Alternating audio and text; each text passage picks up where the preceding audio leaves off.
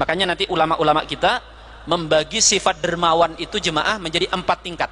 Dan mohon silakan nanti dicek jemaah di sini kira-kira di tingkat berapa. Siapa tahu sudah ada di tingkat 4, Pak. Kalau ada di tingkat 4, saya minta nomor HP-nya nanti jemaah ya. Tingkat pertama, Pak, kedermawanan itu ada namanya sakho. Sakho itu mudah memberi saat diminta.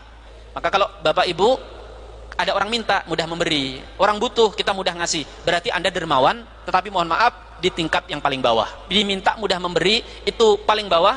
Gimana kalau diminta sering nggak beri? Nggak usah ngaku dermawan.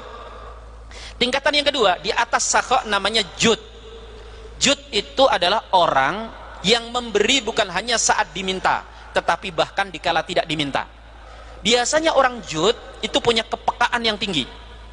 Dia lihat ini Pak Ustadznya kok jalannya mulai lemes. Ustadz nggak mudik misalnya.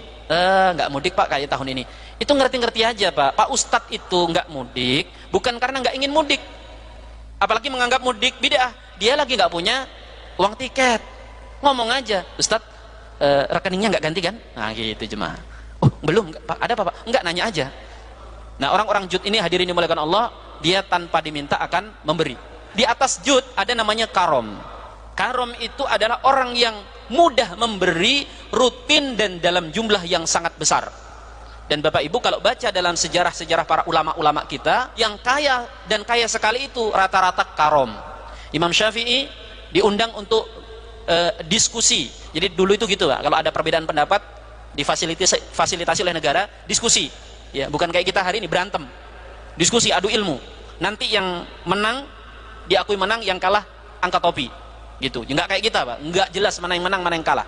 Nah, yang menang diberi hadiah. Imam Syafi'i jemaah setiap kali diberi hadiah itu diberi bagi-bagikan di sepanjang jalan.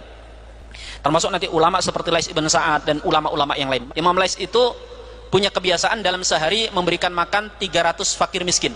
Dan beliau setiap beberapa bulan sekali akan jalan-jalan. Bawa 3 kapal. 1 kapal untuk beliau dan keluarganya, 1 kapal untuk tetangga dan siapapun yang mau ikut, termasuk ulama-ulama yang mau jalan-jalan gratis. Dan yang ketiga adalah isinya apa jemaah? Sembako. Setiap kali beliau singgah di sebuah destinasi, suatu tempat, orang-orang sudah tahu beliau akan turunkan makanan dan dibagi-bagikan dalam jumlah yang banyak. Nah, di tingkat tertinggi setelah tadi sakho, jud, karom, tingkat tertinggi ada yang tahu? Yang bisa jawab saya izinkan pulang duluan ya. Yang paling tinggi namanya isar. Apa itu isar? Mendahulukan orang lain dalam urusan dunia. Wa yu'siruna ala anfusihim walau kana bihim khassasah. Begitu ayatnya. Dan mereka mendahulukan orang lain meskipun mereka butuh terhadap sesuatu yang diberikan tersebut jemaah. Jadi kalau tingkatan pertama, kedua, ketiga, kedermawanan tadi butuh duit.